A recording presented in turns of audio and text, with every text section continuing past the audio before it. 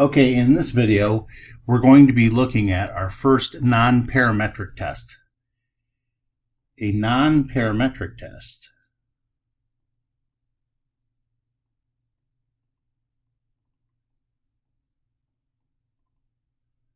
let me underline that. That is a hypothesis test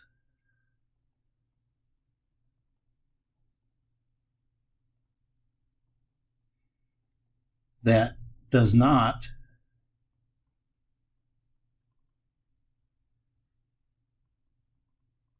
rely on population distributions.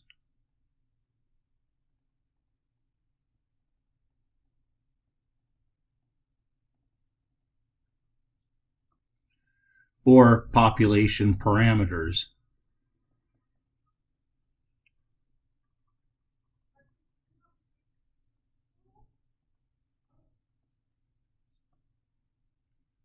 So in all of the tests that we've been dealing with before, we had some sort of an idea on either sigma or mu or something like that. In these tests, we make no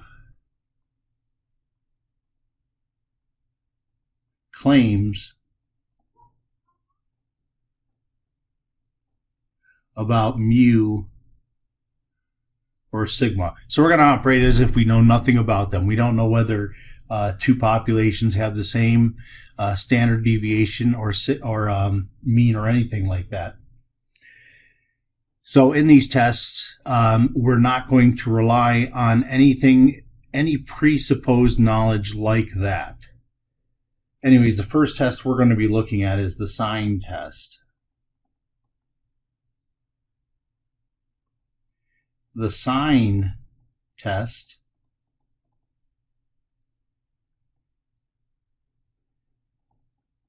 is a non-parametric test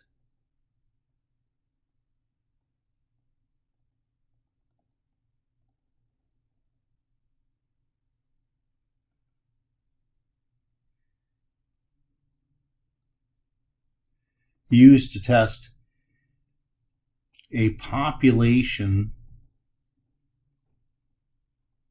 median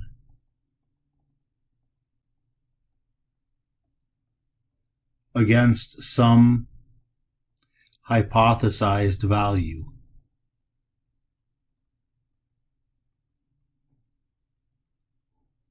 So the key phrase here, or the key word here, is the median. That median, that is the thing that we're going to be studying for this particular test. So let's take a look at some of the makeup of these tests. Our hypothesis tests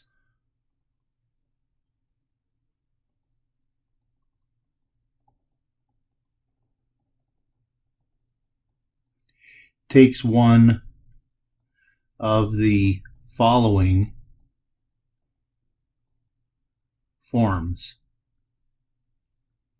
It might look like h sub 0, and we'd write where the median is greater than, say, some value of k. Then, as usual, for the alternative hypothesis, we would have the median be less than or equal to k. I'm sorry, I made a mistake when I wrote that. The equals always goes with the h sub 0, so keep that in mind. That means that we'd have the median less than k. So there's one possibility. Another possibility is that h sub 0, we have the median is less than or equal to k, but h sub a, the median, is greater than k. And these are the right and left-tailed tests as you're normally used to. And then finally, as usual, we also have median equals k versus h sub a, median does not equal k. All that we require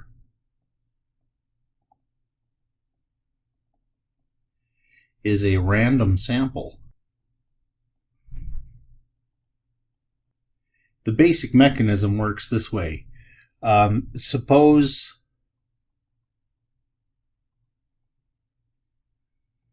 we have h sub 0, and we have the median equals k. All right, we'll make the assumption, we're going to operate under the assumption that the median is equal to k, regardless of what h sub 0 says. So now, for each x sub I in the sample,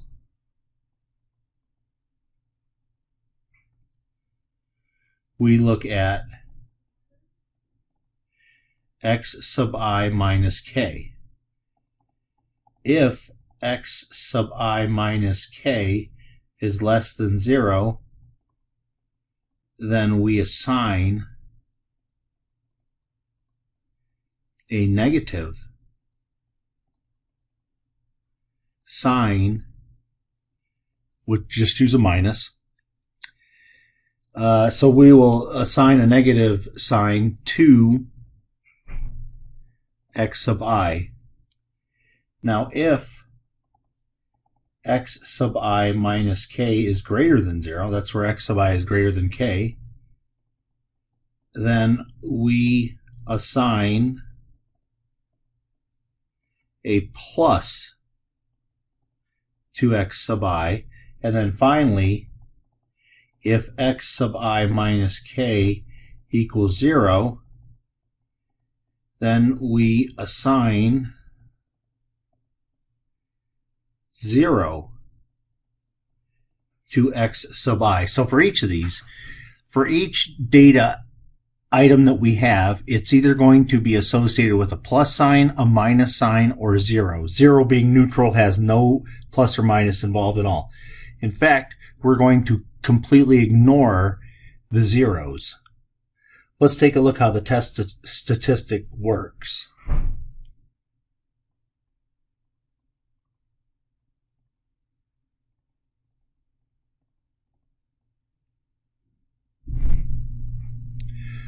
N equals the sample size except N is only the total number of pluses and minuses. Like I said before, we do not count zeros.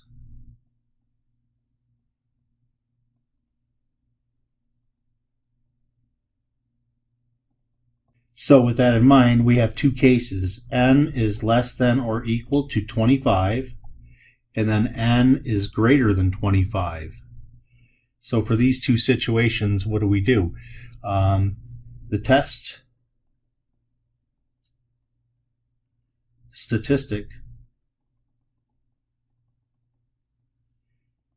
is x. X equals the smaller number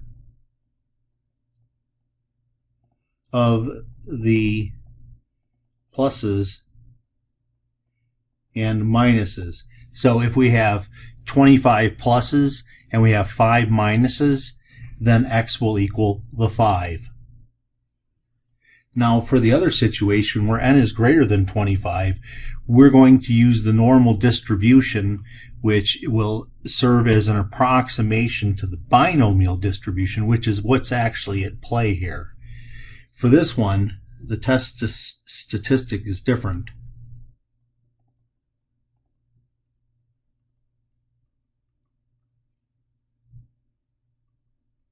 And as I mentioned, we'll use the normal table for this. That's why I'm using the letter Z. We have x plus 0.5 minus 0.5n divided by the square root of n divided by 2. So you can see there is a normalization that takes place there. All right, let's take a look at the steps for the hypothesis test we're going to be running. So this is the hypothesis test using the sign test.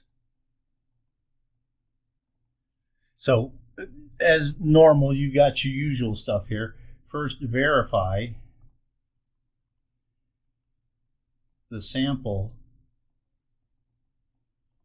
is random. Remember, we don't have a situation where we know anything about mu or sigma. So this is all that we have to make sure of. And of course, in the problems, that will always be stated. Then we have specify H naught and HA. Specify alpha.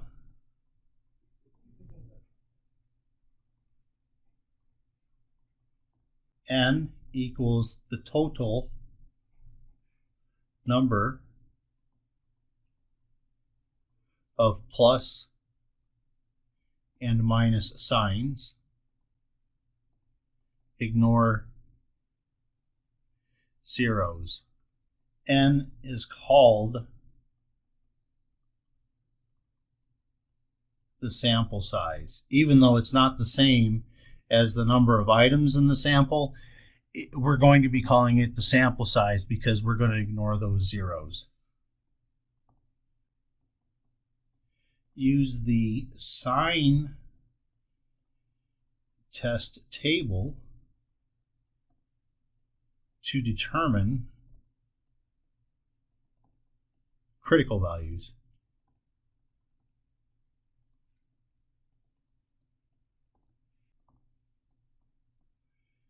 Compute the test statistic. And remember, that has two different possibilities here. N is less than or equal to 25, and then N is greater than 25. So when N is less than or equal to 25, X equals the smaller of the number of plus or minus signs. Then X is the test stat. On the other hand, when N is greater than 25, we're dealing with a situation now where we can assume that we're dealing with a normal distribution because of the size. And that's why we use Z, which means you're going to be using the normal distribution table for cases when you're dealing with this. We have X plus 0.5 minus 0.5n divided by the square root of n divided by 2. And then that, you'll use the critical number we always called Z sub 0. And then finally, make the decision.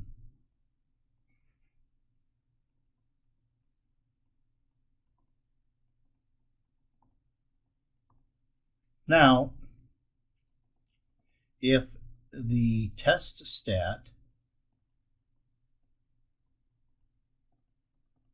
is less than or equal to the critical value,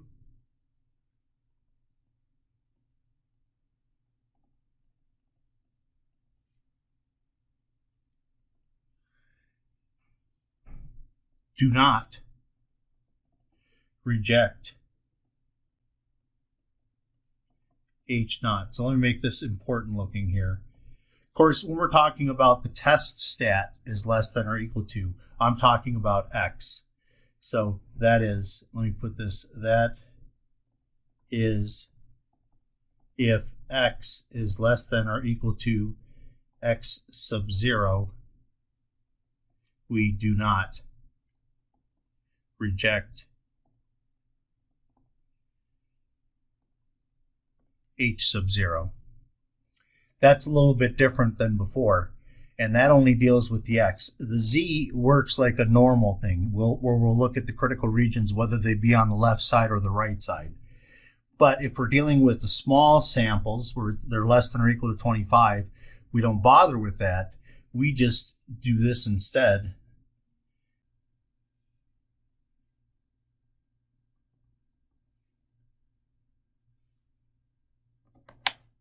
Okay, as an example, here's what we have. The claim is that the median temperature in Pittsburgh is 83 degrees Fahrenheit. So I know to set up my H naught and HA looks like this. I know to set it up as the median equals 83, and then HA, the median, does not equal 83. So this is a two-tailed test.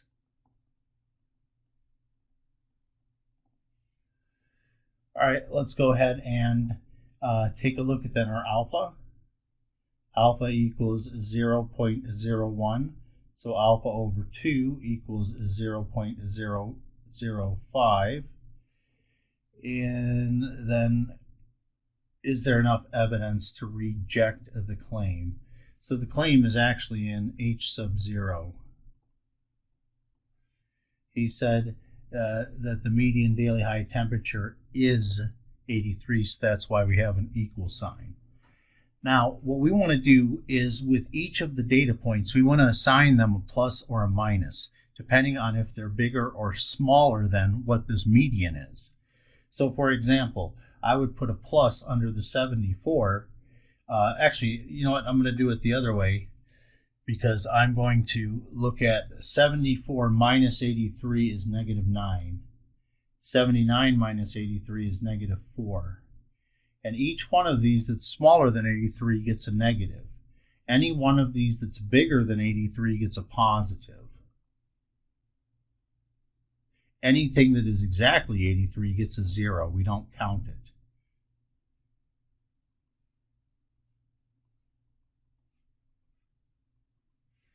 So we see, if you look at the minuses versus the pluses, there is a lot more minuses than there are pluses. So first, let's get the n, the sample size. Let's count them up. I have a total of 1, 2, 3, 4, 5, 6, 7, 8, 9, 10, 11, 12, 13, 14. I have 14 pluses or minuses. Notice I didn't count the 0. There's actually 15 data pieces, but I'm only going to count 14 of them because of that 0. Now the x value is the smaller number of the pluses or the minuses. Obviously there's fewer pluses than there are minuses, so let me count up the pluses. Here's 1, 2, 3, 4. So x is equal to 4. Now we're dealing with a situation where n is less than or equal to 25.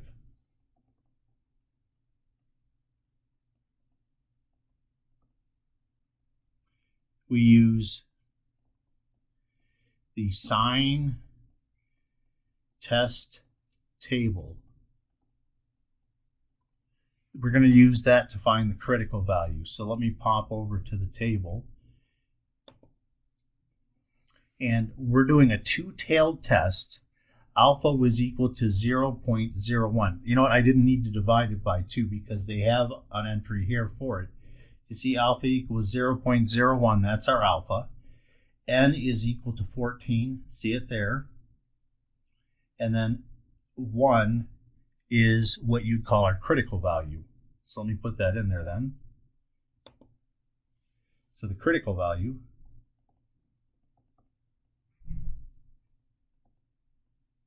I'll call it x sub 0. That's going to equal 1. Then all we have to do is look at the following. Since x is greater than x0, we do not reject h sub 0. Now you can also do a p-value if you want to. That's really simple. You have to understand that when we're dealing with pluses or minuses, every single item that we care about either has a plus or a minus. Well, a distribution like that is the binomial distribution where you only have two options, one or the other. And pluses or minuses can be a 50-50 shot. So let me come up to my calculator, go into second and go above vars where it says distributions. Now scroll down until you get to binomial CDF. As I told you, this is a binomial distribution at heart. The number of trials, that's where you put the 14, that's n. P, as I said, put in 0.5 for that. It'll give you a new one when we're done. And then the x values, we only have 4 of them. And then you can enter your way through this thing to get the p value. And we get 0.0897.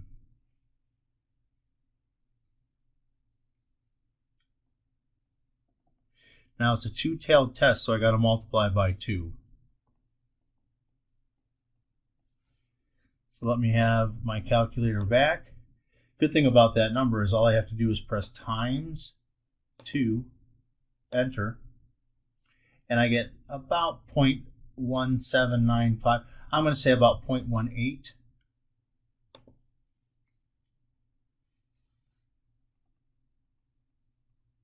And remember that alpha was equal to 0.01. So since p is greater than alpha, we do not reject h sub 0. Just all I want to do is tell you to be careful of this. Usually when you have a critical region, if you try to draw a picture, our x would be on the right side of that critical value, and normally that means that you reject h naught, but not here. Be very careful with this. In this particular case, if x sub 0 is less than x, we do not reject.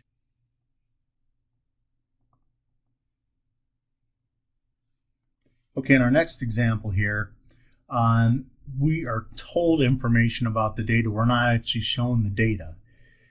So we have, let me read first of all what they're claiming. The claim is that the median amount of financial debt for families holding such debts is less than $60,000. So that's an h sub a since it's less than that. So we'll say median is less than 60,000. That's the claim. And this is a left-tailed test. The null hypothesis, on the other hand, then will have the equals in it. Median is greater than or equal to 60,000. And what is our alpha? Equals 0.025. And then let's go ahead and count the number of pluses and minuses. Here we have 70 people. We have a random sample of 70 people with financial debt. The debts of 24 families was less than 60,000. So we have 24 minus signs. And then we have 46 families were greater than 60,000. So we have 46 plus signs. So when I add them together, I have 70. There's n. That's our sample size. And since 24 is the smaller number, x will equal 24. But now we're dealing with a situation where n is greater than 25. So this is where we use the normal distribution. Let's first use our alpha equals 0.025 to figure out what our z sub 0 would be. And we can use the calculator or we can use the table, whatever you want. I'm going to use the calculator. You try to follow along with the table. But if you'll find, we go into distributions. I want inverse norm because I'm looking for a particular z value.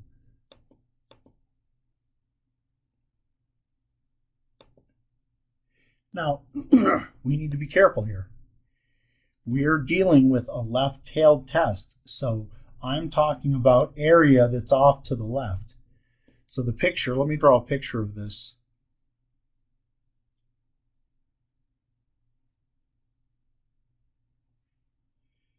I'm talking about this area in here is 0.025, and that's the beginning of that's the critical region. So Z sub 0 will be, I guess you'd call it the end of that critical region. So now that I know what I want, let me move out of the way. The area is 0.025. You can leave mu and sigma alone. That's this. I'm just using the standard normal distribution. And let's see what we have. I get roughly negative 1.96.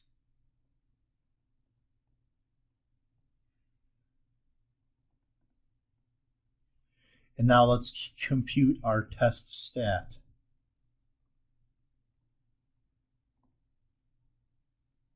This is where we have Z equals X plus 0.5 minus 0.5 n divided by the square root of n divided by 2.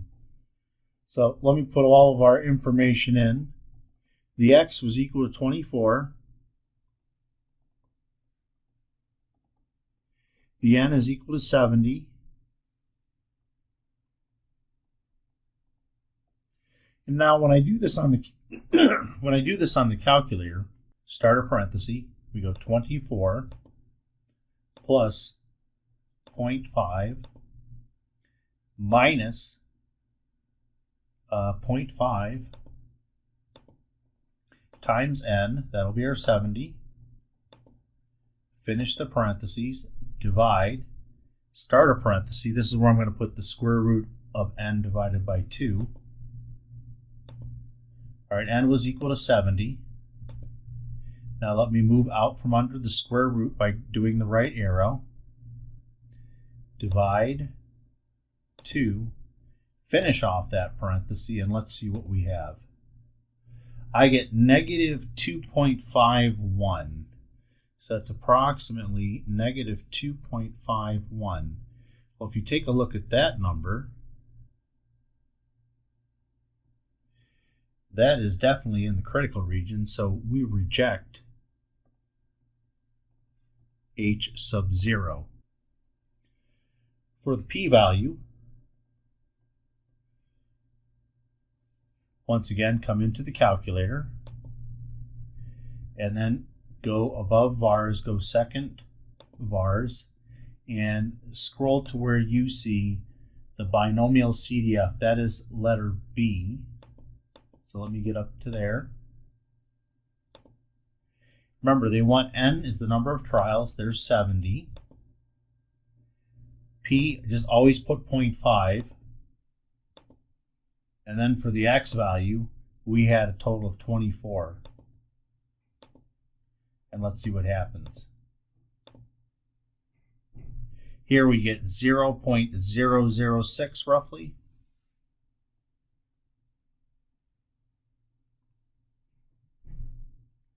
And alpha was equal to 0.025. So we see that P is less than alpha, which means that we reject H sub 0. Next, the next concept we're going to be taking a look at is paired statistics.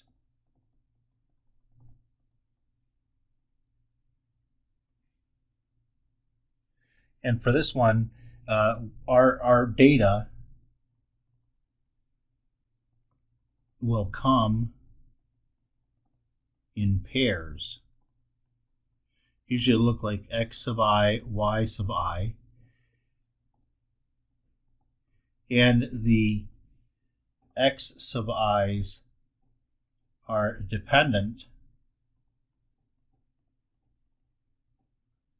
on the y sub i's. So they're definitely going to be related to each other in one way or another.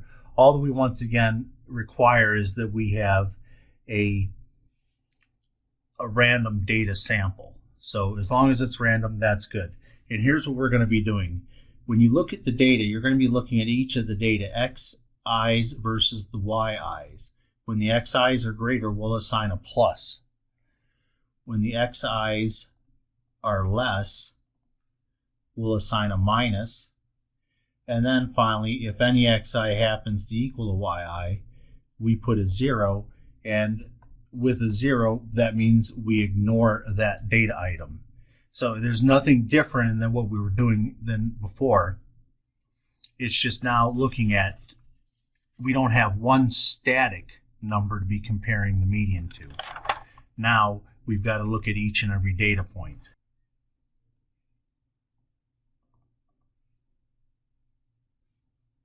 All right, here's an example to illustrate my point. I'm going to think of the befores as x's and the afters as y. So you can see we have dependent data. It's the same patient before and after. So now I'm only going to look at whether the numbers are bigger or smaller. So if you look at, start with the first one here, 71 is bigger than 60.1, so I'm going to assign that a minus. A plus. The next one, 42.1 is bigger than 23.4, so I'm going to assign that a plus. Any time that it's less than, I'll put a minus.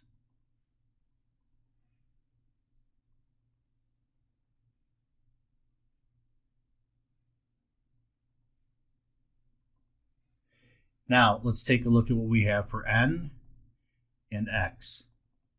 Of course, that x doesn't count as x sub I, but nonetheless, we have 1, 2, 3, 4, 5, 6. I have n is equal to 12 since there are no zeros. I only have 4 for my minuses, so x is equal to 4. And what is our alpha? Alpha is equal to 0.05. And I got my x in that. So let's go to the sign test table and see what we have. N was 12, and we have a one-sided. Actually, before I do this, I should probably put what my H naught and HA are. Let me put them over here. The physician claims that lower back pain intensity scores will decrease after. So what we have then is that we're talking about the before median,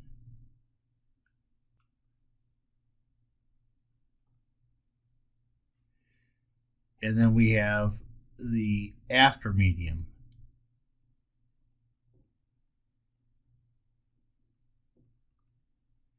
Now, if we take a look, in fact, I think it'll be a little bit easier if I don't even use all that words, but let's just do this. Before versus after. He claims that the pain intensity scores will decrease after. So we suspect that the after will be less. So this is a right-tailed test. On the other hand, we have the before is less than or equal to the after.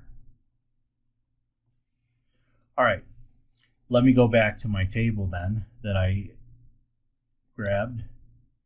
And we are dealing with a one-tailed test now because of H sub A. And alpha was equal to 0.05. So I'm in the 0.05 column. For one-tailed, alpha equals 0.5 is up here. N was equal to 12. So our critical value is 2. So our x sub 0 equals 2. Well, we look at our x is greater than x sub 0, so we do not reject H sub 0. On the other hand, we could do the p-values. And once again, to do that, get your calculator. Turn it on, of course. And go to distributions, which is above bars. We want B, letter B for binomial CDF. Here, trials is the n, so there's our 12. Keep the p at 0.5, x is equal to 4. Let's calculate. Here, my p-value is 0.194.